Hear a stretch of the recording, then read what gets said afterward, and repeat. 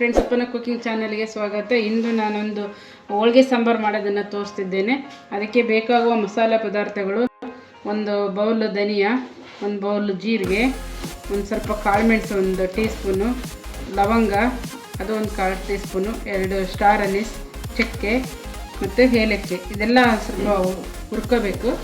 ಹುರ್ಕೊಂಬಿಟ್ಟು ಪುಡಿ ಮಾಡಿ ಆಮೇಲೆ ಸಾಂಬಾರು ಮಾಡೋದನ್ನು ತೋರಿಸ್ತೇನೆ.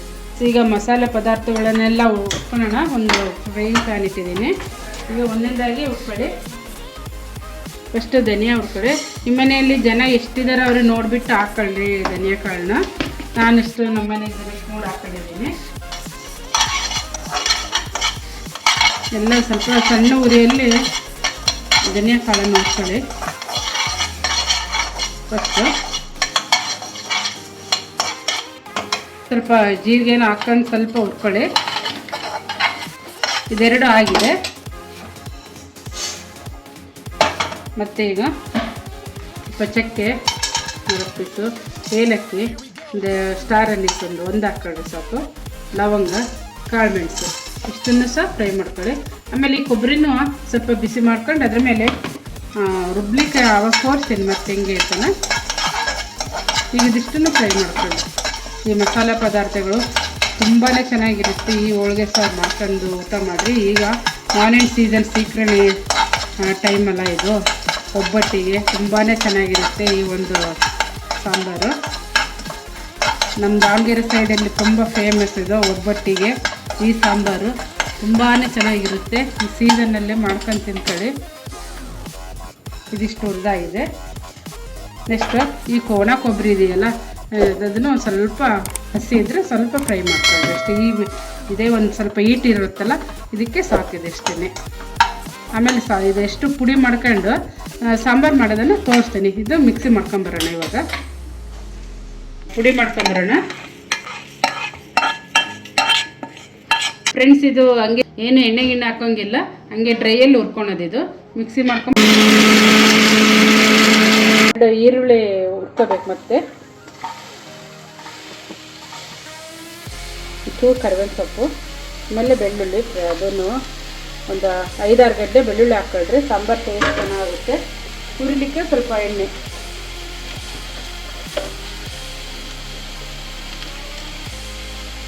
ಒಂದು ಸ್ಪೂನಷ್ಟು ಎಣ್ಣೆ ಹಾಕ್ಕೊಂಡು ಹೋಗ್ಕೊಳ್ರಿ.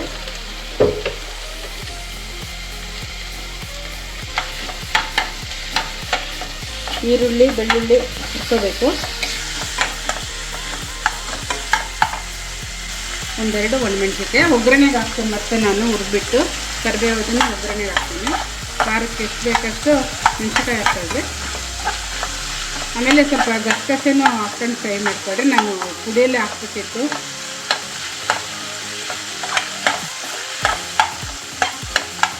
ಫ್ರೆಂಡ್ಸ್, ಈಗ ಇದು ಎಲ್ಲ ಫ್ರೈ ಆಗಿದೆ.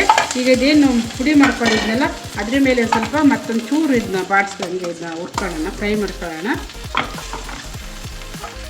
ಆಮೇಲೆ ಹುಳಿಗೆ ಸ್ವಲ್ಪ ಹುಣಸೆಹಣ್ಣು ಬಿಟ್ಕೊಳ್ಳಿ. ಒಣ ಕೊಬ್ಬರಿ ಸ್ವಲ್ಪ ತುರ್ಕೊಂಡಿದ್ನಲ್ಲ ಅದನ್ನು ಫ್ರೈ ಮಾಡ್ಕೊಂಡಿದ್ದೆ. ಆಮೇಲೆ ಸ್ವಲ್ಪ ಕೊತ್ತಂಬರಿನೂ ಖಾರಕ್ಕೆ ರುಬ್ಕೊಳಕ್ಕೆ. ಆಮೇಲೆ ಇದನ್ನು ನಾನು ಒಗ್ಗರಣೆಗೆ ಕರ್ದಾಕ್ತೀನಿ ಸಾಂಬಾರಿಗೆ. ಹಂಗೆ ಇದನ್ನು ತೋರಿಸ್ತೀನಿ. ಈಗ ರುಬ್ಕೊಂಬರೋಣ ಇದನ್ನ ಸಾಂಬಾರಿಗೆ. ಕೊತ್ತಂಬರಿ ಸ್ವಲ್ಪ ಕಟ್ ಮಾಡಿ ಹಾಕೊಳ್ಳಿ.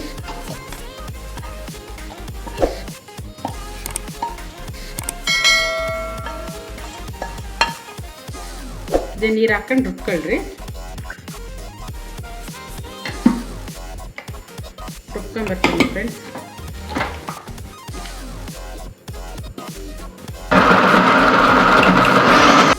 ಫ್ರೆಂಡ್ಸ್, ಈಗ ಇದು ರುಬ್ಕೊಂಬಂದಿದ್ದೀನಲ್ಲ, ಇದನ್ನೀಗ ಒಂದು ಒಲೆ ಹಚ್ಬಿಟ್ಟು ಈ ಹೋಳಿಗೆ ಕಟ್ಟಿದ್ದು ಮಾಡಿದ್ದೀನಿ. ಇದು ಬೇಳೆ ಬೇಯಿಸ್ಕೊಂಡು ಇಟ್ಕೊಂಡಿರೋದು. ಅದಕ್ಕೆ ಇದು ಮಸಾಲೆ ಹಾಕೋಣ. ರುಬ್ಕೊಂಬಂದಿರೋದು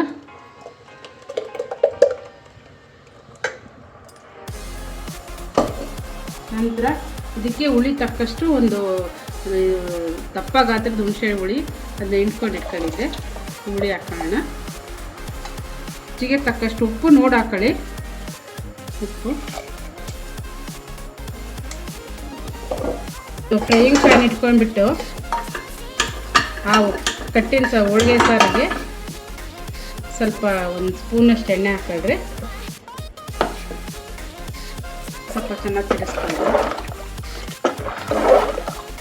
ತುಂಬ ಚೆನ್ನಾಗಿರುತ್ತೆ ಅನ್ನ ಸಾಂಬಾರಿಗೆ. ಇದು ಮೊನ್ನೆ ಕಾದಿದೆ, ಇದಕ್ಕೆ ನಾವು ಒಂದಷ್ಟು ಒಣಮೆಣ್ಸಿಕಾಯಿನ ಹಾಕ್ಕೊಳ್ತೀನಿ. ಬ್ಯಾಡಗಿಕಾಯಿ ತುಂಬ ಚೆನ್ನಾಗಿರುತ್ತೆ. ಆಮೇಲೆ ಒಂದು ಸ್ವಲ್ಪ ಕರಿಬೇವು, ಇದನ್ನು ಕರಿಬಿಟ್ಟು ಆ ಸಾಂಬಾರಿಗೆ ಹಾಕೊಂಡ್ರೆ ಚೆನ್ನಾಗಿ ಫ್ರೈ ಮಾಡ್ಕೊಳ್ಳೋದು.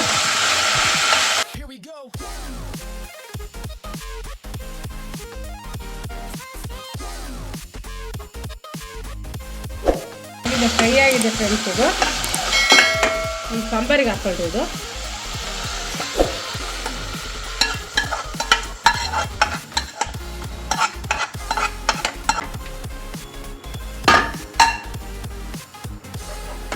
ಉಪ್ಪು ಹುಳಿ ಖಾರ ಎಲ್ಲ ಆಗಿದೆ. ಈ ಸಾಂಬಾರು ರೆಡಿಯಾಗಿದೆ. ಸ್ವಲ್ಪ ನಾವು ಹೂರಣ ರುಬ್ಕೊಂಡಿರ್ತೀವಲ್ಲ, ಬೇಕಾದರೆ ಒಂದು ನಿಂಬೆಹಣ್ಣು ಗಾತ್ರದಷ್ಟು ಇದಕ್ಕೆ ಹಾಕೊಳ್ಳಿ, ತುಂಬಾ ಟೇಸ್ಟ್ ಇರುತ್ತೆ ಫ್ರೆಂಡ್ಸ್. ಈ ಸಾಂಬಾರು ರೆಡಿಯಾಗಿದೆ. ಇದು ನಮ್ಮ ಕಡೆ ಕರ್ಗಡೆ ಬಂತಲ್ಲೂ ಮಾಡ್ತೀವಿ. ಜೊತೆಗೆ ರೈಸು ಸಾಂಬಾರಿಗೆ ಸ್ವಲ್ಪ ತುಪ್ಪ, ಶ್ರೀಕರಣೆ ಮತ್ತು ಕೋಸಂಬರಿ, ಬಾಳ್ಕ ಇದೊಂದಿಗೆ ಸವಿರಿ, ತುಂಬಾ ಚೆನ್ನಾಗಿರುತ್ತೆ ಈ ಒಂದು ಹೋಳಿಗೆ ಸಾಂಬಾರು. ಈ ವಿಡಿಯೋ ಇಷ್ಟ ಆದಲ್ಲಿ ಲೈಕ್ ಮಾಡಿ, ಶೇರ್ ಮಾಡಿ, ಕಮೆಂಟ್ ಮಾಡಿ ಹಾಗೂ ಸಬ್ಸ್ಕ್ರೈಬ್ ಮಾಡಿ. ಮುಂದಿನ ವಿಡಿಯೋದೊಂದಿಗೆ ಸಿಗೋಣ.